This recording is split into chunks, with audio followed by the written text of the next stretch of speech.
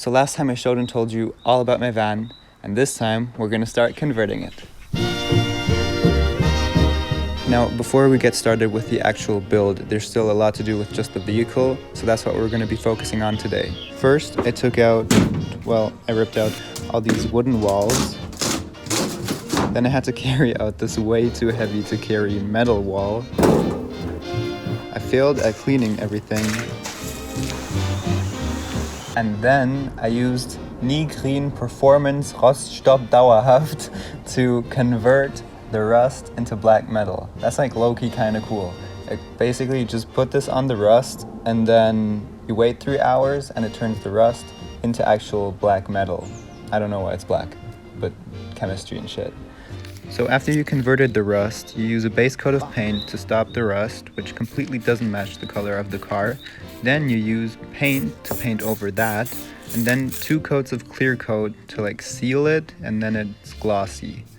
So after you do all of those steps, you're left with a paint job that looks absolutely nothing like the original paint of the car. So yeah. But at least it doesn't rust, right? Because I literally got my license 2 days ago, and this thing does not have a camera, nor does it have parking sensors or windows in the back.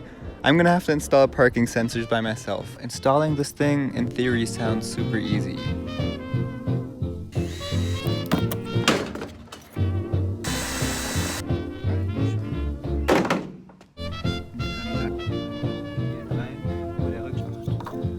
Now, when I try to do this, I already fail at step 1, removing the cover. And of course, I also managed to fuck up connecting cables, even after measuring the voltage 5 times. Falls ihr es auch machen wollt, beim Sprinter ist es wohl der blau-weiße und der braune. And I finally managed to get this thing to work. Alright, let's test if this thing works, and I'll see you next time when we install a roof rack and a roof terrace onto my roof.